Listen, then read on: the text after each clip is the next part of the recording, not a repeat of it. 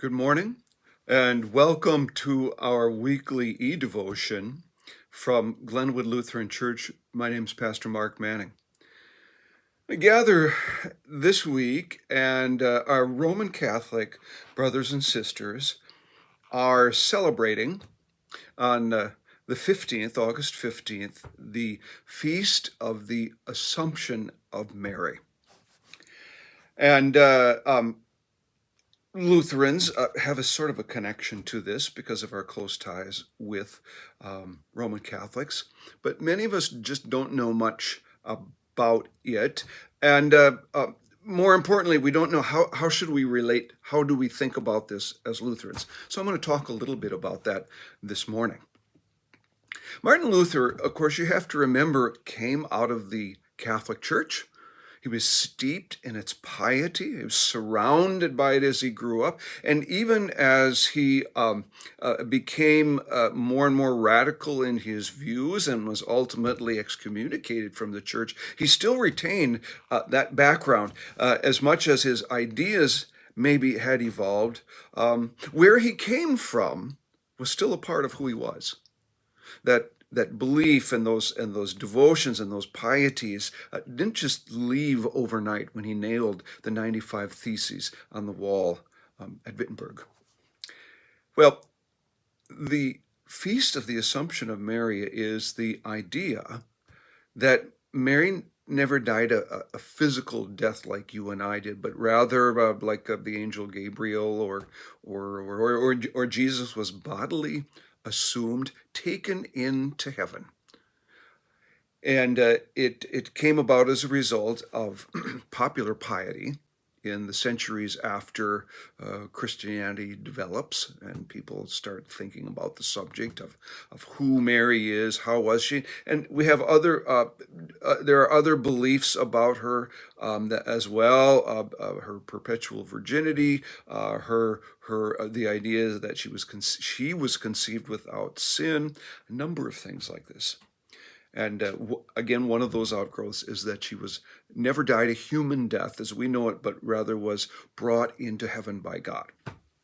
Now, you have to understand that many things related to Mary, Martin Luther held on to. He held on to her, that she was a virgin. The Jesus conception, of course, was somehow holy and different. He also held on to the idea that she was perpetually a virgin. In other words, she remained that way in that state, even after marriage to Joseph. That's a little bit harder, a little bit more difficult for us as Lutherans to sort of hold on to. But Luther was a man of his time, and he held on to that idea. There are certain things, though, that he rejected. He rejected this notion that Mary was somehow a mediatrix. By that I mean you could pray to Mary and she would then answer because of her place. She would have a special place with God and with Jesus to be able to enable God to hear your prayers. And the reason he did so is he rejected really all sorts of saints, praying to the saints as somehow having some special power to help us.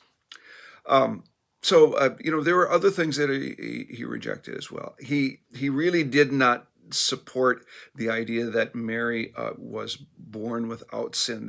It's more complicated than what I'm telling you right now, but that she was somehow conceived in her parents without sin, he rejects.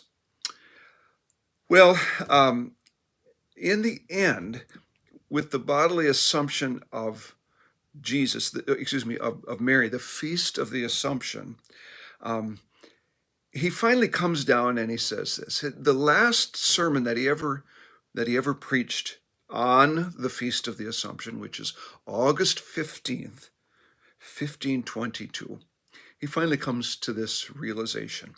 And the realization is that Mary is a testament to God, but she does not exist to do things for us. The focus on Mary is on what God has done to her, not what Mary can do for us or what Mary does for anybody else, but rather the favor that God has for her. Blessed are you, O favored one, is what she hears. It's God's activity in her.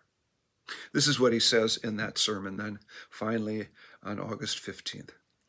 There can be no doubt that though the Virgin Mary is in heaven, how it happened, we do not know. And since the Holy Spirit has told us nothing about it, we can make of it no article of faith. We may speculate, but we have no evidence.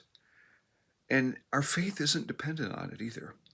Rather, our faith, just like Mary's faith, is dependent upon God's Holy Spirit and coming and speaking to us, and choosing us in baptism, just the way that Mary was chosen by God. May God bless you in your faith and in the presence of God. And I hope you've learned something today about your faith, about